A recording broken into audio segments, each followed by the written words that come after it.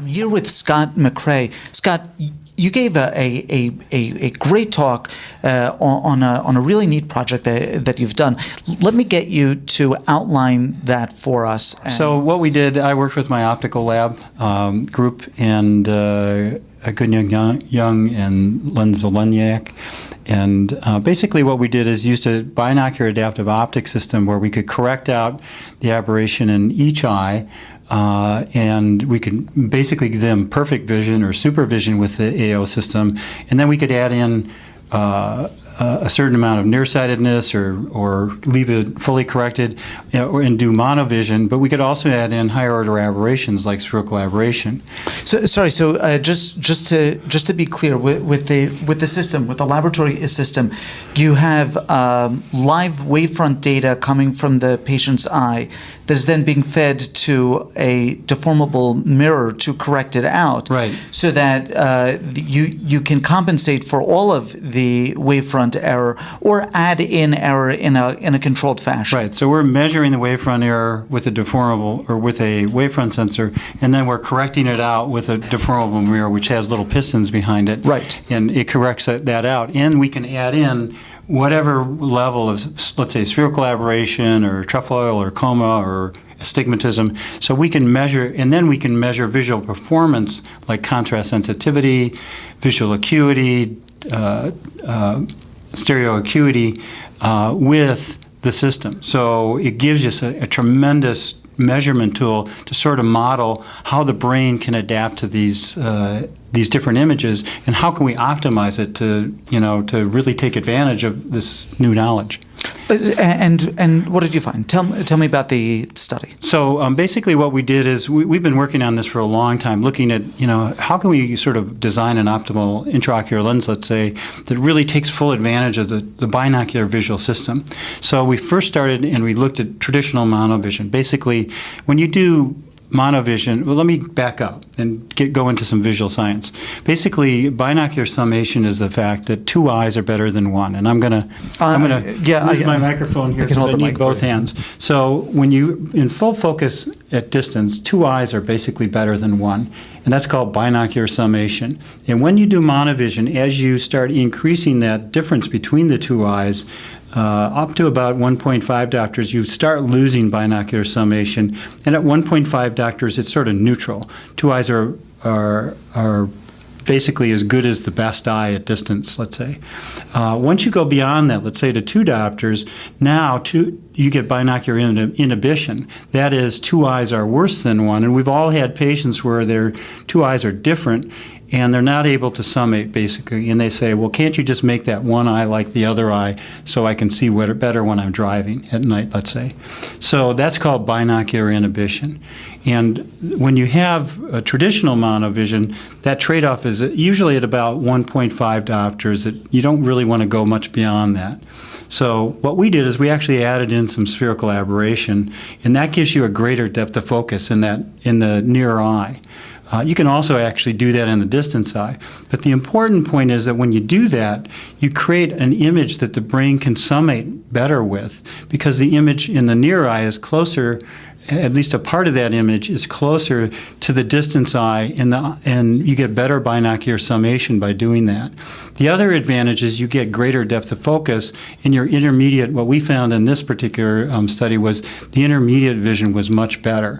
You didn't get that peak in the near and a peak at distance, but you got a sort of a greater depth of focus or depth of field with the monocular near eye.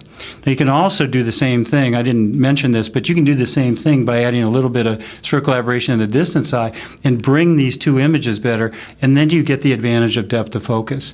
The other thing is we found that the contrast sensitivity was basically better, i.e. visual performance. Visual acuity was better with this modified monovision strategy, and we actually got better depth perception as well. So that's really, really neat. So when Well, so if we were to have, and because I've seen studies like this, that if we have an eye where the aberrations are corrected, and studies have shown that the patients get much better contrast sensitivity, that's only really when we're testing that one eye. When we have the two in combination at that distance, distance, right. When we have the two in combination, it actually may be disadvantageous because we have such a sharp peak there. That's right. So should I be managing patients differently clinically? I mean, should I be when I'm doing cataract surgery and I'm intending monovision to be putting an aspheric lens for the distance eye and a lens with a little bit more spherical aberration for the near eye, or do you not really do this clinically? So you can actually, I mean, there are individuals now, surgeons that are sort of playing with this idea of fully correcting at distance and then smearing things out at near a little bit. Yeah, and giving yourself a little bit of depth of focus. Now, you can do that with just a regular spherical monofocal lens because the cornea actually has some positive spherical aberration. So you can kind of take advantage of that. And you know, doing that and let's say undercorrecting and leaving them about a diopter and a quarter myopic, they get pretty good vision function. And the other part of this is that we also have the advantage of new technology, i.e. people are using computer screens more, and they're more intermediate vision focused. So I think in the future we're going to see strategies to kind of use this greater depth of focus. And the interesting thing that we found is that the trade-off of, you know, a little less peak in terms of that near image quality, that trade-off is more than compensated by that greater depth of focus, because then you get that nice intermediate bump. And the binocular processing. And then you get the added advantage of binocular summation, better depth of focus. And you know, the thing that we're learning that's so exciting about this is that when we do this, when we're looking at binocular visual function, we're looking at all these different things at all these different distances, and it's not just distance visual acuity; it's the contrast at all these different distances and how the brain integrates that. I just have one more image I want to show. Absolutely, I'm going to hold you, Mike. So when you're looking at distance, just think about this. When you're looking at distance, the brain is actually focusing on that distance image. Meanwhile, the brain is actually suppressing the near image. And when you look at near, the brain is actually focusing on the distant or the near image, and it's suppressing that. And that's like software filtration. And when people first start adapting to monovision, their brains are very active actually learning how to do that software filtering.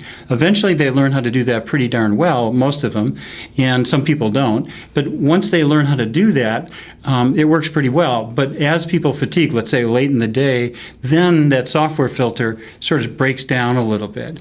And when I do monovision on patients with cataract surgery, I talk to them I give them this exact analogy, and when I do that, I think they're much more compliant because they understand that near vision they're not going to see quite so well, and they understand also that their brain is doing this software filtering, and I think that I have a better acceptance rate of this modified monovision strategy on those patients. Really, really neat stuff. Scott, thank you very much for spending time with us today. It's been great, and really it's a great meeting. Lots of great stuff going on. Absolutely. Thank you.